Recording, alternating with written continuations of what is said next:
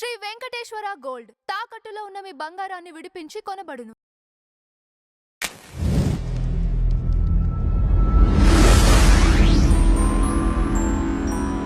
కర్కాటకం వారికి గనక చూసుకున్నట్లయితే ప్రధానంగా మీకు అష్టమ స్థానంలో అధిక గ్రహాల యొక్క సంబంధం ఏర్పడుతుంది. కాబట్టి అది కాకుండా రెండులో కేతువు, భాగ్యంలో శని అండ్ వ్యయంలో గురువు ఉన్నాడు. ఈ యొక్క గ్రహస్థితిని అనుసరించి మీకు ఎలా ఉండబోతుంది ఈ నెలలో, ఫిబ్రవరి మాసంలో అనేటువంటి అంశాలు చెప్తుంది. నేనైనప్పటికీ చెప్పిస్తుంది సాక్షాత్ లలిత అమ్మవారిగా భావిస్తూ, మనకి ఈ పంచగ్రహ కూటమి ఏదైతే ఉందో ఇది కొన్నిసార్లు ఏమవుతుంటుందంటే ప్రతి జాతకుడికి కూడా, అంటే అందరికీ ఉండాలని రూల్ లేదు, ఎవరికైతే పంచగ్రహ కూటమిలో జన్మించారో వాళ్ళకి కొంతమందికి లగ్నంలో అయితే, కొంతమందికి ధనస్థానంలో, కొంతమందికి మూడో స్థానంలో అలా ఏర్పడుతూ ఉంటుంది.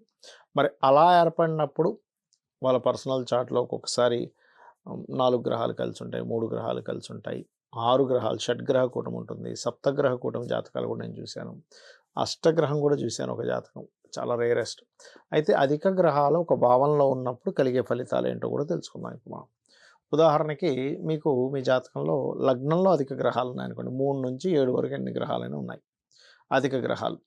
అప్పుడు ఏంటంటే లగ్నాన్ని ఎక్కువగా ప్రభావితం చేస్తూ ఉంటాయి. అంటే వాళ్ళ యొక్క తత్వంలో మల్టిపుల్ తత్వాలు ఎక్కువగా ఉంటాయన్నమాట వాళ్ళలో. అంటే కొంతమంది చూడండి, రవి ఉన్నది అనుకోండి, డిగ్నిఫైడ్గా ఉంటారు, కానీ చంద్రుడు కూడా ఉన్నాడు, ఎమోషన్ ప్లస్ డిగ్నిఫైడ్. బుధుడు కూడా ఉన్నాడు, బాగా తెలివిగా ఉంటూ ఎమోషనల్గా ఉంటూ డిగ్నిఫైడ్గా ఉంటాడు. కుజుడు కూడా ఉన్నాడు అనుకోండి, ఎమోషను, డిగ్నిఫైడ్, తెలివితేటలు ప్లస్ గొడవ కూడా చేస్తూ ఉంటాడు. ఇట్లా మల్టిపుల్గా ఉండేటువంటి తత్వాలు వాళ్ళకు వస్తాయని మనం అర్థం చేసుకోవాలి అధిక గ్రహాలు కనుక లగ్నంలో ఉంటాయి. లగ్నం అనేది ఏంటంటే మనకి జన్మించినప్పుడు సూర్యుడి యొక్క గమనాన్ని బట్టి, సూర్యుడు ఎక్కడున్నాడు, మనం పుట్టిన సమయానికి సూర్యుడికి ఎన్ని డిగ్రీల్లో అది పడింది అనే దాన్ని బట్టి లగ్నం ఏర్పడుతుంది. ఎవ్రీ 2 అవర్స్కి ఒకసారి లగ్నం మారిపోతూ ఉంటుంది. రైట్.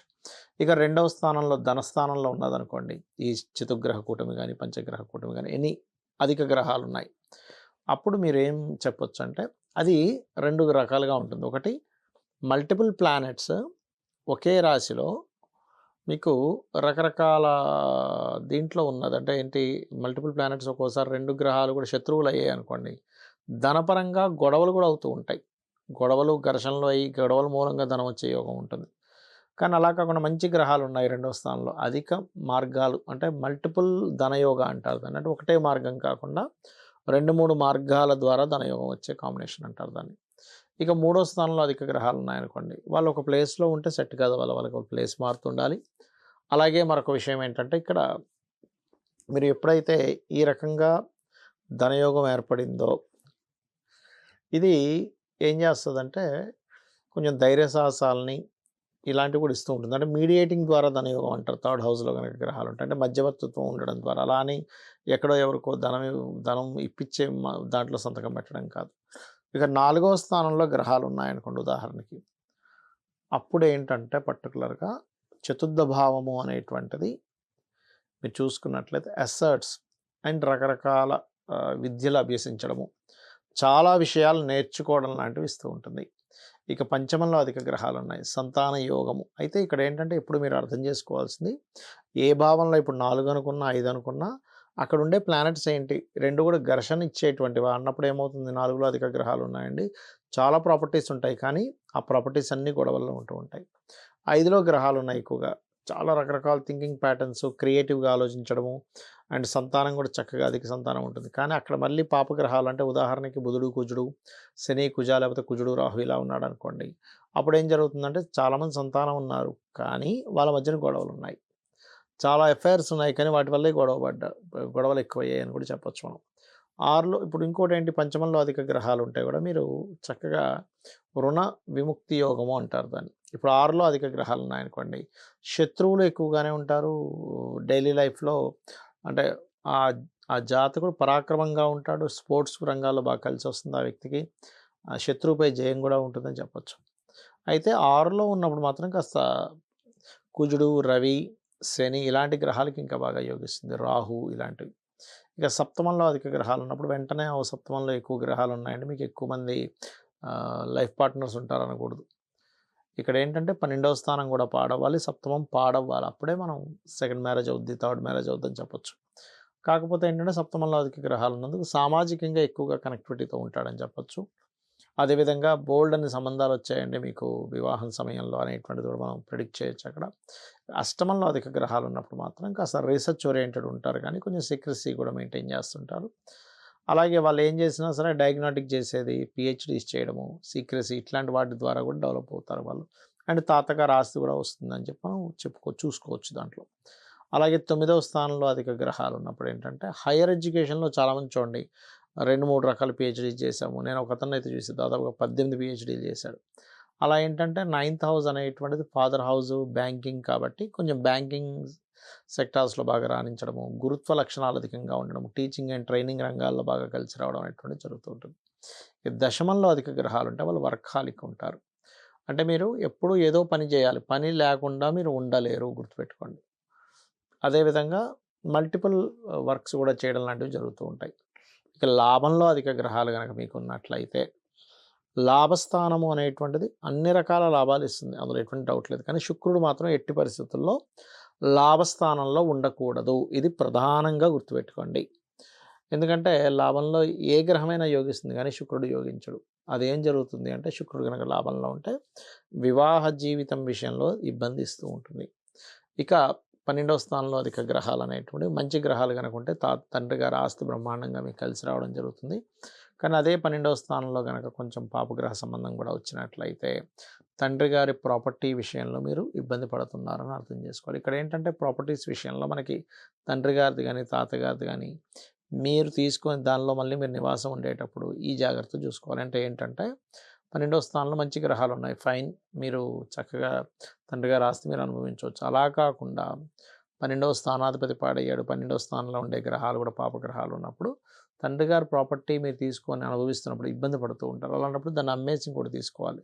ఇదే ఫార్ములా మనకి అష్టమ స్థానంలో అంటే తాతగారి ఆస్తి విషయంలో కూడా తెలుస్తూ ఉంటుంది. ఈ రకంగా ఈ ప్రాపర్టీ విషయంలో ఇప్పుడు తల్లి యొక్క తండ్రి, తల్లి యొక్క తల్లి అనుకోండి, అంటే అమ్మమ్మ యొక్క ఆస్తి మీకు వచ్చిందనుకోండి, అప్పుడు సప్తమ స్థానం చూడాలి. అలా ఒక్కొక్క దీన్ని బట్టి ఉంటుందన్నమాట. అయితే ఇక్కడ మీరు ఒకటే అర్థం చేసుకోండి, మీకు జన్మజాతకంలో అధిక గ్రహాలు ఎక్కడుంటే ఆ యొక్క భావం ఎక్కువగా అది ప్రెజర్ అయి ఉంటుంది అనే విషయాన్ని మీరు అర్థం చేసుకోండి. దాని ప్రభావం ఎక్కువగా ఉంటుంది. అయితే ఇట్స్ డిపెండ్ ఆన్ అది ఏ గ్రహం ఉంది, రవ, చంద్రుడా, బుధుడా, కుజుడా, శుక్రుడా, శన అనే దాని మీద ఆధారపడి ఉంటుంది. ఏ భావంలో అయితే అధిక గ్రహాలు ఉన్నాయో ఆ భావ అధిపతి కూడా బాగుండాలి. సరే ఇవేమీ తెలియదు నాకు, అసలు జన్మజాతకమే తెలియదు అన్నప్పుడు లలిత సహస్రనామాల్లో కొన్ని ఇంప్రూవ్మెంట్స్ చేసుకోవడానికి కొన్ని నామాలు ఉంటాయి. ఇప్పుడు ఫైనాన్షియల్ అనుకోండి, ఓం సంపత్కరీ సమారూఢ సింధుర వ్రజ సేవితాయ నమః, లేదా ఓం ధర్మాధ్యక్ష ధనాధ్యక్ష ధనధాన్య వివర్ధిని నమః. మరియు అదేవిధంగా అప్పులు తీరాలి, ఓం అపర్ణాయ నమః. లేదా కొంతమందికి వివాహం అవ్వట్లేదు, ఓం కామేశబద్ధ మాంగళ్య సూత్ర శోభిత కందరాయ నమః. వివాహం అయింది కానీ ఇబ్బంది వస్తుందండి, గొడవలు అవుతున్నాయి, ఓం శివకామేశ్వరాంకస్త శివ స్వాధీన వల్లభాయ నమః. అలా కాదు, ఎంజాయ్మెంట్ లేదు, ఓం ఇంద్రగోప పరిక్షిప్త స్మరతో నాపచింకికాయ నమః. ఈ రకంగా మీరు మీ యొక్క జాతక చక్రంలో ఎటువంటి దోషాలున్నా కూడా ఈ లలితా సహస్రనామాల యొక్క మంత్రాన్ని శ్రవణం కానీ పఠనం కానీ చేసుకుని మీరు చక్కగా మీరు మీ యొక్క జీవితాన్ని ఆనందమయంగా చేసుకోవచ్చు. అలా కాదు, మీకు జాతక చక్రం ఉంది, అప్పుడు ఏ భావం పాడైంది, ఏ భావాధిపతి ఎలా ఉన్నాడు, ఇప్పటి వరకు మనం చెప్పుకున్నటువంటి అధిక గ్రహాలు ఎలా ఉన్నాయి, ఇది ఈ రకంగా చూసుకోవాలి. ప్రధానంగా ఇక్కడ 2వ స్థానంలో ఎప్పుడైతే కేతు గ్రహం ఉందో ధనస్థానంలో ఉన్నది కాబట్టి మీకు ఎనీథింగ్ అంటే ఒక రూపాయి వచ్చినా రూపాయి ఇస్తున్నా కూడా, అంటే రూపాయిని మరి రూపాయిని కాదు చెప్తున్నా ఎగ్జాంపుల్, గణపతిని తలుచుకొని ఫైనాన్షియల్ రిలేటెడ్ సంబంధించినటువంటివి చేస్తూ ఉండండి. అలాగే మరొక విషయం ఏంటంటే ఇక్కడ ఎప్పుడైతే అష్టమంలో అధిక గ్రహాలు ఉన్నాయో రీసెర్చ్ రిలేటెడ్ ఇట్లాంటి వాటికి చాలా చాలా బాగుంటుంది చెప్పాలంటే. అండ్ అలాగే మరొక విషయం ఏంటంటే ఈ కర్కాటకం వారికి ప్రధానంగా ఈ ఫైనాన్షియల్ మ్యాటర్స్ విషయంలో ఎవరికైనా మనీ ఇచ్చుకొని తీరుకోవడం కూడా చూపిస్తుంది.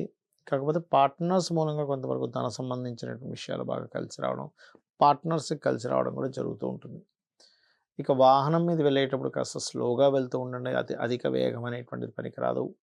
మీ యొక్క సంతానం ఏదైనా రీసెర్చ్ పిహెచ్డీస్ కోసం చేసేటువంటి ప్రయత్నాలు ఫలిస్తాయనేటువంటి చాలా స్పష్టంగా చూపిస్తుంది. ఎట్టి పరిస్థితుల్లో అప్పు చేసి మరి ఇన్వెస్ట్మెంట్స్ చేయడం లాంటి తప్పిదాలు మాత్రం అస్సలు చేయకండి దయచేసి.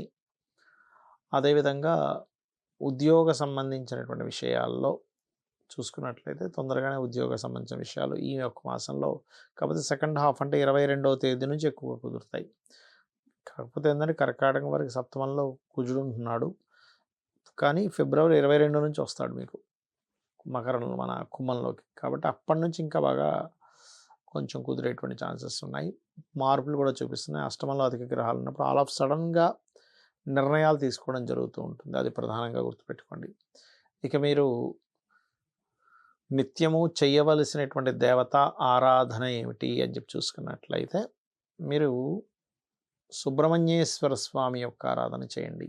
నిత్యము కూడా గణపతి ఆలయాలకు వెళ్తూ ఉండండి. గోశాలకు వెళ్ళి గోవులకి గ్రాసము తినిపించండి. ఖచ్చితంగా బాగుంటుంది అన్ని విధాలా. శ్రీమాత్రే నమః.